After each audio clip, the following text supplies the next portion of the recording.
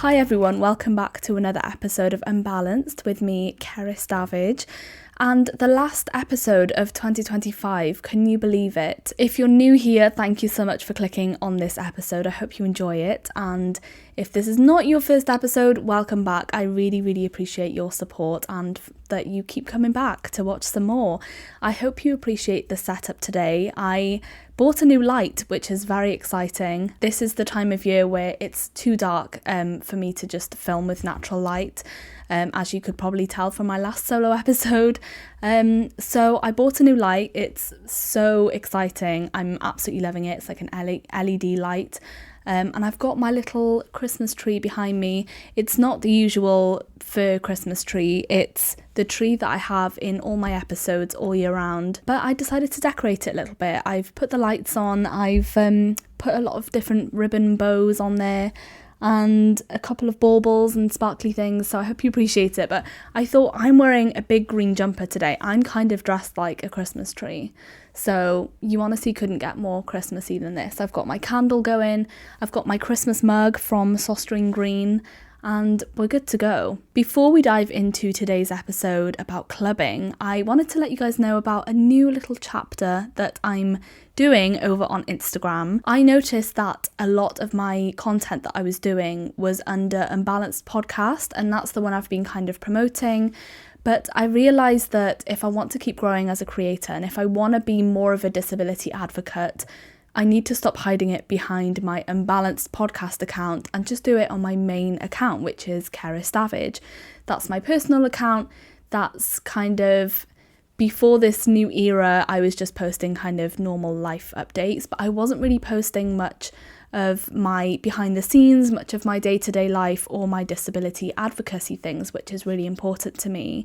And I realised that I was posting it on my Unbalanced podcast account, which I feel a little bit safer doing because people have chosen to follow that account, whereas my main account I've had since I joined Instagram. I've got all sorts of people on there. I just realised if I'm gonna be taking this content creation seriously and do some advocacy, raise some awareness, I need to start doing it on my main account as me and not as my podcast. So my Unbalanced podcast account is still there. It's still going to keep going, but it's just going to be podcast related things and not everything else. You know, everything else is now going to be on my main Instagram account, which is Cerys Davage. So if you don't follow me on there and you just follow the podcast account, now's the time to make the switch if you want to come and join me over there as well. I'm hoping to be a bit more active, but in the last couple of weeks, I've been really ill. I was at the event at the House of Lords. Well, it wasn't the House of Lords in the end. It was the Ironmongers Hall because of a very last minute staff strike and we had to change the venue. But it was a really nice venue. I really loved it. The atmosphere was amazing. It was so nice to be a part of MD UK's strategy launch, and that's kind of why I was invited. Met some old friends, but also met a lot of new people, which was really exciting. I took my mum with me and I did vlog it on my YouTube. If you haven't had a chance to watch it, I really recommend that you do, except that day kind of took a bit of a turn because I ended up getting glutened, unfortunately. And I think it's been exactly a year since I was last glutened, and it's not a nice feeling at all. I've spoken about it a lot before. If you guys didn't know, I'm celiac, so a single crumb of gluten can make me ill, so I have to be really careful. But yeah, unfortunately after the event, not long after, we were still in London, I ended up getting really sick. So if you want to know the whole story, it's actually quite funny, but quite tragic at the same time. It's all in the YouTube vlog. So then when I came back, I had a sick day, but I also came down with something flu-like. I don't know what it was, but I had a really sore throat. I had a sore throat anyway, but the throwing up did not help. And then the cold just came on. I had an awful just sore throat, cold, cough, everything. I just felt really run down, and to be honest, I'm quite proud of myself for lasting this long and dodging all the bugs that's been going on around work and just everywhere in the outside world. But yeah, it finally got to me, so that's why I couldn't record an episode early enough to make it out for the last episode slot, so I ended up swapping. So if you haven't checked out my last episode, it was an interview with Khanza. I'm so glad I had that ready to go so that I could just recover a little bit more and then do this. And it's actually turned out quite nicely that this is the last episode of this year, so that I can wish you all a Merry Christmas at the end and a Happy New Year. Despite my last episode being all about going into hibernation, I've actually ironically been quite the opposite. I've been so busy with lots of different things, lots of exciting projects coming up with my content creation and my podcast, but also just life. Life is so busy this time of year, and I guess I always assume after summer things will start to calm down, but actually this time of year and the run up for Christmas is super busy. So I've kind of been on the verge of burning out for the past few weeks. So I'm looking forward to sitting down and actually just relaxing a bit and being able to chat with you guys. It's what I love to do most about this podcast, of course. And of course, it's nice to be able to close the year by giving you guys all the new updates, because there are quite a few. I did get a walking stick from Cool Crutches. If you haven't already checked out my Instagram, I did a little unboxing on my Instagram and I absolutely love it. I've used it a few times now.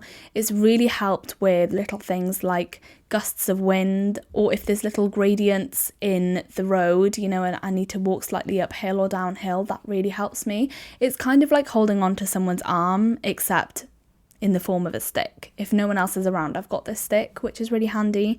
I also used my new Tikok eDrive electric wheelchair for the first time. So it was my original wheelchair but with an electric add-on.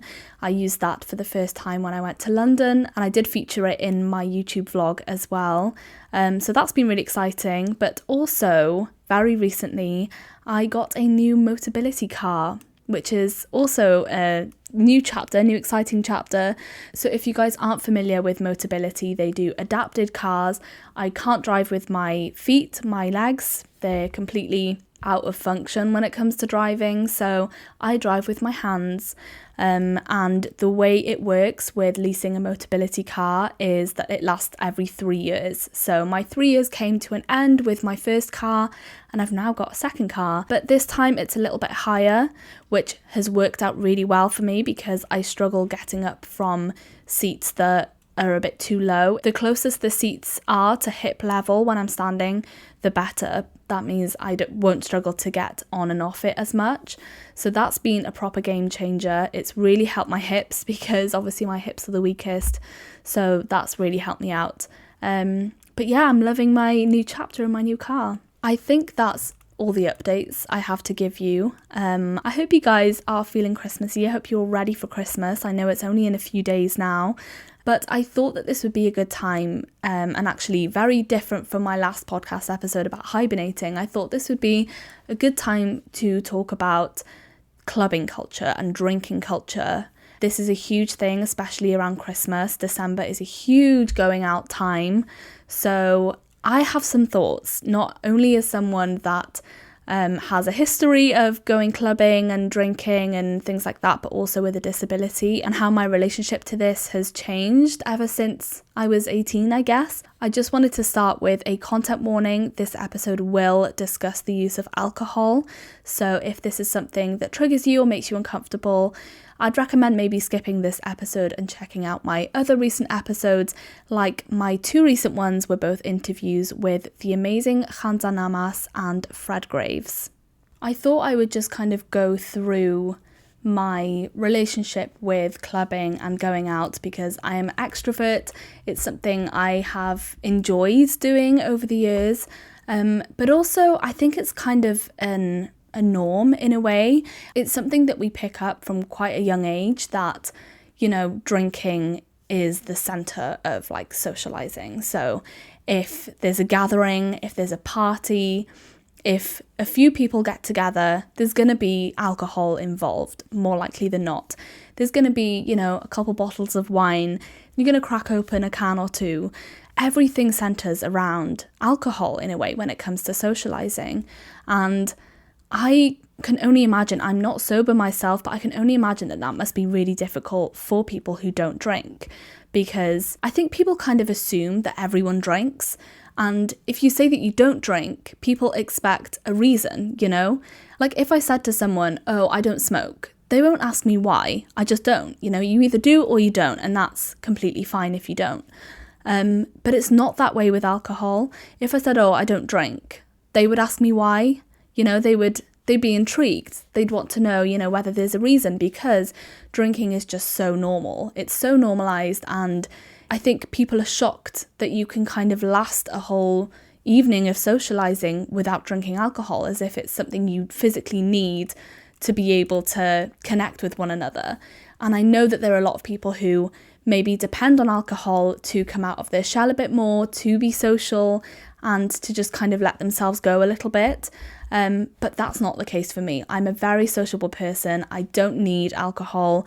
If anything, if I drink one too many drinks, I end up making just a fool of myself and just yapping way too much. No one needs to hear me chat that much rubbish, honestly, I promise you. So let's go back to the beginning. Obviously in school, people would have house parties, and usually there would be a parent there or just kind of in the other room or next door or something, just kind of on standby as an excuse to be able to drink underage in a house. So that was a huge thing in my school anyway, and just in sixth form in general. But also there would be sixth form parties where only the people above 18 would be able to buy or drink alcohol. But that would never last, would it? You know, they would end up just buying drinks for the rest of the underage crew, and we would all be drinking. It's just kind of normal, isn't it? You know, if you can't drink, well, you just get an 18-year-old to buy you one, which is crazy. It's kind of a rite of passage as someone in the UK, maybe. I don't know if this is like a universal thing. As soon as you turn 18, what do? You go out clubbing for the first time. You use your ID. You're really excited about the fact that you can finally drink without fear of getting caught, or you can actually order a drink yourself or go into these bars and clubs. So it's all like a new exciting concept, and I absolutely love that. I'm an August baby, so I was one of the last people to turn 18 in my friend group, which meant that I had a lot of catching up to do, and I only had a month of going out and drinking legally until I got to uni. So I was still quite fresh into the clubbing scene when I went to university. So naturally, I carried on. You know, I kept going with, you know, exploring my relationship to clubbing, my relationship to alcohol.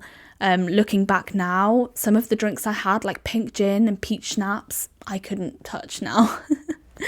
That was definitely a specific time, and I think if you overdo it with a certain type of drink, then, you know, you just have to say goodbye to that drink forever, because, you know, one sip of that drink now and it'll bring back all the memories, and maybe not all pleasant ones. But for the most part, I really enjoyed going out to different pubs and bars and clubs because it meant that I could socialise. And looking back, I really did not need to spend that much money or buy that many drinks to get drunk, because I didn't need to, because I was a sociable person anyway. I think when I did drink at quite a young age, and obviously I was a lot more mobile then, it would give me the confidence that I wouldn't usually have when it came to stays or lasting very long, you know, dancing or being on my feet for a long time all night just socialising. So that would really have a knock-on effect. So, you know, if I had a couple of drinks and I felt invincible, I would fly down a flight of stairs, you know, absolutely fine. And my friends would be like, whoa, Cerys, you know, you're supposed to be struggling with stairs here. And I'm like, no, I'm fine, you know, I can do this. But, you know, sometimes I would fall, and sometimes I would, you know, be stood up or dancing for such a long time, it would tire me out. And I don't think you realise the effect of the tiredness until after the alcohol wears out. Alcohol is weird like that. So that was kind of a first reminder for me that maybe drinking isn't the best idea when I have a disability. Maybe, you know, getting really drunk isn't the best idea when I've got a disability. So yeah, obviously through university, I did lose a lot of my mobility. I struggled a lot more with my stamina, But then obviously when I came back home, whether it was for Christmas or just, after I graduated and I moved back home, I had to establish these new boundaries with people from back home that hadn't seen me deteriorate in the last 3 years. So I had to kind of explain to them, actually, I am a bit weaker on the stairs now. I can't do this. I can't last all night. I can't stay up until 2 or 3 a.m. because I just can't handle it. My body just can't handle it. And I think one of the main reasons for that is because we kind of overdid it in university. I think by third year, we were going out 3 or 4 times a week.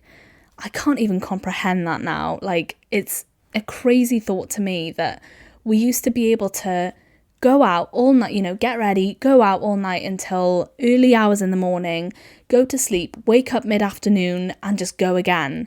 Even if we were feeling really rough, even if we were feeling like, all I want to do is just lie in bed and just watch a film or something, have a cozy night in. No, we kept going. Like, we would all collectively just get ready and go again, the next night, or maybe like 3 nights in a row. Again, can't comprehend that now, but I think that is what has led us to not be able to do that anymore. I don't know. That might just be me out of practice because I definitely don't do that anymore. But I think, at that age, you do make the most of not having a full-time job. You only have your studies, which obviously is very important. And hey, I survived. I graduated. I'm happy with my result. But just the fact that all we did was go out, and I felt the kind of pressure to go out all the time because I didn't want to miss out on anything. FOMO, fear of missing out, for me was huge. I constantly wanted to be with people. I couldn't bear the thought of leaving everyone else to go out and staying in by myself unless I was ill or something, which I don't think ever happened. But looking back, I'm like, every night was exactly the same.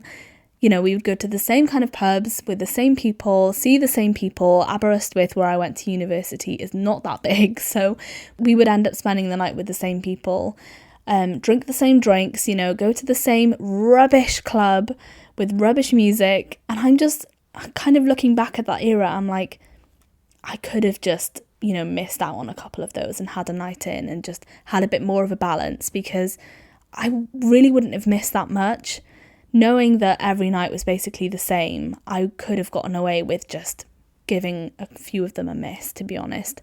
But, that was me as a 19, 20-year-old wanting to enjoy life and make the most of it whilst I still could, because, the reality is I probably won't be able to ever go as hard as that ever again. I won't be able to have as much of a stamina when it comes to going out. But also, I wasn't as wary as I am now. I think I was able to get away with a lot more things. I was a lot more stable. I mean, obviously still disabled, obviously still had my struggles. But compared to now, oh gosh, I think I'm a lot more anxious now as a person. I think I could get away with a lot more back then. If I fell over, obviously it would really knock my confidence, but there was always someone around to help me up, or back then I could get myself up.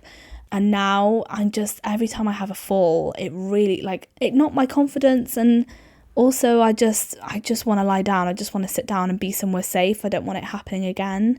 I remember the first time I had to miss out on a night out was because of I think looking back, it was sciatica, and it was the first time I had sciatica.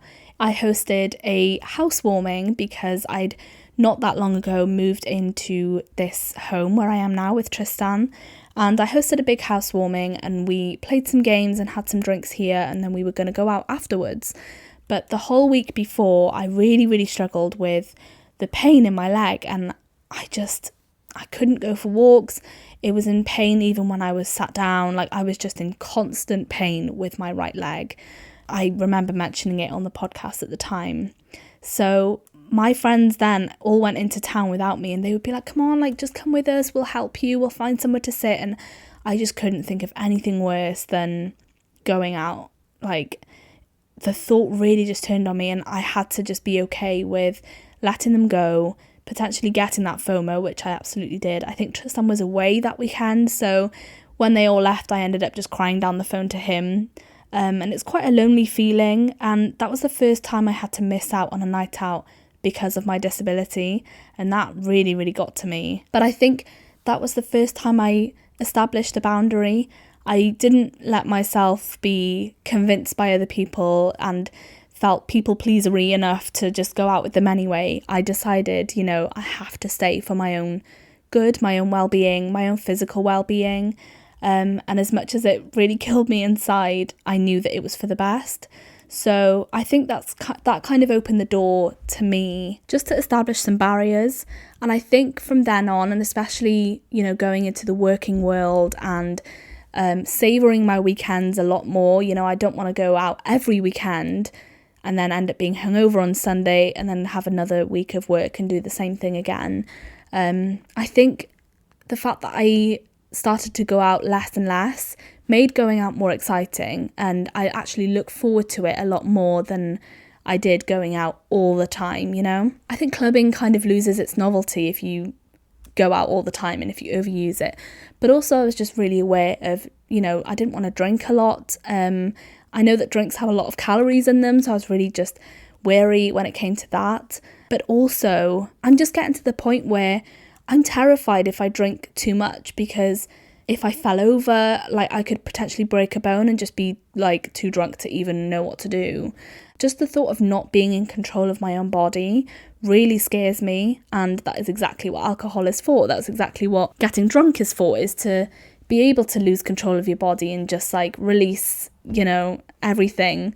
Don't get me wrong, I still love going out, I still love socialising, and I do love a good boogie, but I just feel really old now for some reason, and people are like, you're so young, you're in your 20s, this is your prime, go out and have fun and dance on the tables, which first of all I can't, but also I think because I did it so much in uni, I don't know, it's just not the same anymore. I have to be really wary with what I wear, I can't wear heels because of my disability. I have to be really careful when it comes to footwear. I usually wear something comfortable that I can last the night in and not have really painful feet, or I don't want to twist an ankle just because I'm wearing heels. I don't want to wear anything too restricting, or things that is things that are really short that I'll just be worried about the way I look the whole time. I'm a lot more worried about just feeling comfortable and feeling safe. But yeah, there is something about it now. I feel like a grandma, and I just love my nights in so much. But I think it's also a case of surrounding yourself with people that also feel the same way. I think if I was in university with the way I'm feeling now about loving nights in and things, I wouldn't have blended in as well with my friends. But that's because we were all in the same boat, but now we've all spread out across the country. We're all in full-time jobs. We're all so busy that we actually love a night in. And I have heard that clubbing is becoming less and less popular now with the younger generation, with Gen Zs, which is my generation. I think a lot of us are turning away from alcohol and turning away from clubbing in general and turning to more kind of wholesome things. Wellness is a huge thing on social media at the moment. It is a trend. So people are a lot more mindful of what they consume and how they treat their bodies. Alcohol is a drug, and alcohol is really, really bad for you, as we all know, but it's just so normalised that you're actually praised for going against the grain and not drinking, if you choose to live that lifestyle, which is crazy because you're just basically choosing to look after your body better, it's nothing crazy. But also, I don't think drinking should be something that's expected of everyone as soon as they turn 18, because there are a lot of people who just don't enjoy drinking. There are a lot of people who don't like the taste of alcohol, or who, there's a lot of alcohol that I won't touch. There's a lot of alcohol that I don't drink. I really don't like wine. Tristan hates that because he loves wine and he really loves the idea of sharing a bottle if we go on a date, but it's just not for me, and I'm not going to drink it if I don't like it. Whereas I know a lot of people tend to drink things they don't like just to get drunk, but that's not the case with me. I have a very sensitive taste, I think. But yeah, it is quite refreshing to see that people are enjoying other things than just going out all the time. This time of year is the worst time to go out as well, because it's freezing, it's windy. You have to wrap up warm and wear layers, otherwise you'll freeze. You can't just wear a mini dress, because your legs will be freezing unless you're willing to do that, or willing to drink enough to not feel the cold. But for me, like, I have to be so careful of myself now. I think it's just like, I am at the point where I really, really want to take care of my body as best I can. And I don't want to spend all week, going to the gym and eating healthy and resting where I need to, just to go out and throw the hard week of work away, binge drinking and staying up until the early hours. And I think because we have like a good body clock now, and having a routine really, really helps. Having a body clock really helps me, especially working full time. So needing to throw that out the window to stay up until the early hours to go clubbing really doesn't appeal to me anymore. If it reaches midnight, I'm like, wow, okay, it's time to go. I need to be in bed. So yeah, I'm really loving going out a lot less, so that when I do go out, I enjoy it so much more. I still love going out and socializing, but I think the vibe I'm enjoying right now is not as much clubbing, because the dance floors are usually packed with people. There's a high risk of me falling over. Actually, the last time I went to a club, I tripped over someone's foot and fell over flat on my face, and I had needed like 4 or 5 people to help me up. But I'm loving the idea of just going to a bar where we can sit down, we can have a nice cocktail or a nice drink that, we're not drinking just to get drunk, we're actually enjoying it, like an espresso martini. If you guys follow me on social media, I love my espresso martinis. And just talk and socialise. The point of going out is to socialise, and I don't want to go out with a friend and just go to like loud clubs and not be able to hear each other or have a conversation. Wow, I really sound like a grandma, don't I? That's okay. I'm just going to embrace it. I'm going to accept it. I know you guys will be able to relate. I know you will. But yeah, I'm loving the idea of just going to like pubs and bars to just sit down and have a casual one and not go too crazy. That's like my perfect idea of going out now. I know that this is a controversial one, because I know a lot of people with my condition or a disability don't drink, but I know that a lot of people do drink and do enjoy drinking and, letting loose and, having a few more than they should, kind of thing. Each to their own, obviously. I think a lot of people say life's too short, this disability has already taken so much from us, that, I still want to enjoy the things like having a glass of wine or going out with my friends and things, which is completely fair enough. But you've also got that other side of life's short, of course, but, I don't want to limit that even more. I don't want to damage myself even further than the condition already is. So yeah, I'm just kind of at the point where I'm just being a lot more mindful and kind of not testing my limits, but just being a lot more careful with how I am. One thing I have yet to try though is going out with a mobility aid. My anxiety of going out in a wheelchair still exists. Like, just because I'm posting about it on social media does not mean I'm like completely accepting of it, because there's still a lot of things I haven't done.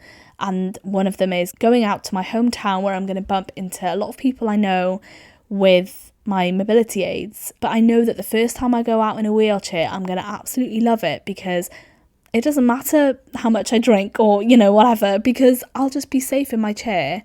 And now that I have the electric add-on, which is like a joystick, I'll be able to control my movements. I won't need someone else to push me around.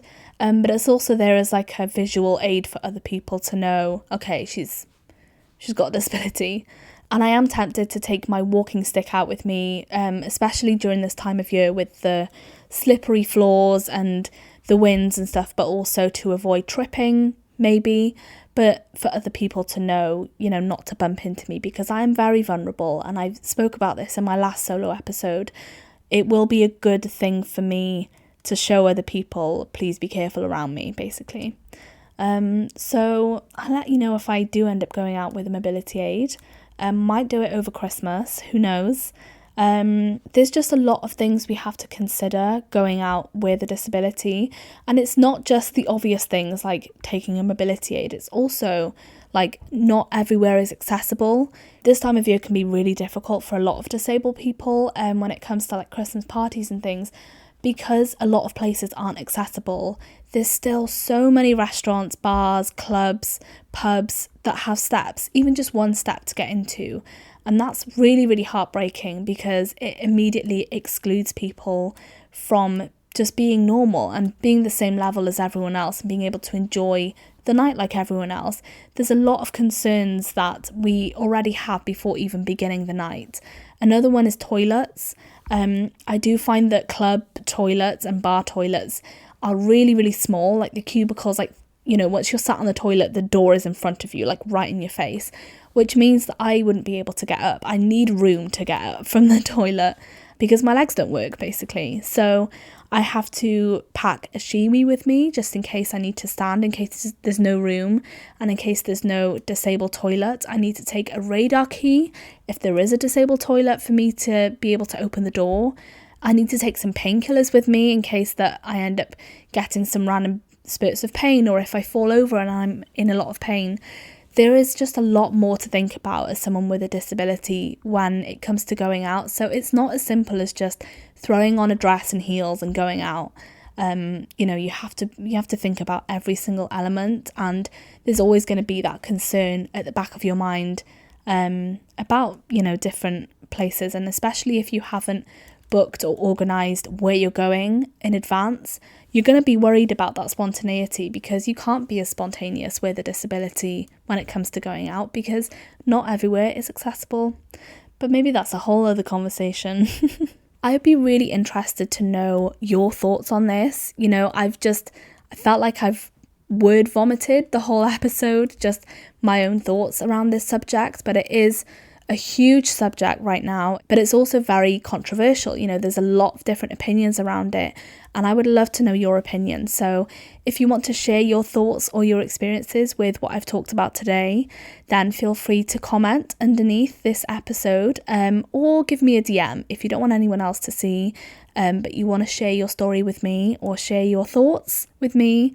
Give me a DM on Unbalanced Podcast or Cerys Davage, whatever one you prefer. Because I am really intrigued to know, you know, what other people have to say about this, especially people that maybe are a little bit older than me, or, you know, further on in life, further progressed in their disability, and how they view this whole drinking and clubbing culture and what their relationship is with it there. So, you know, I am still young in the grand scheme of things, but I feel like I am more mature when it comes to clubbing and going out. It is, at the end of the day, all about connection, all about just being with your friends and socializing. And there's a lot of different ways to do that don't involve clubbing, that doesn't involve spending a lot of money, and it doesn't involve drinking as well. So I want to explore other ways to socialize with my friends that doesn't involve those kind of things. But also I am going to enjoy Christmas as much as I can. I'm not going to just sit here and be Scrooge and not get myself involved in any Christmas festivities, because this is important to do as well. If you do celebrate Christmas, I hope you have a lovely Christmas. I hope you have a lovely New Year as well. I'll be back in the new year with another solo episode, so that we're back to the old solo interview routine. So I guess I'll catch up with you guys in 2026. I can't believe it. It's another year, it's flown by, but thank you so much for sticking with me all through this year, and for just all your support whilst I continue to grow this podcast. I love you all so, so much. Thank you to Cure LGMD2I for sponsoring this podcast for this past year. I will speak to you all very, very soon in 2026, but until then, have a lovely Christmas and a happy new year. Bye!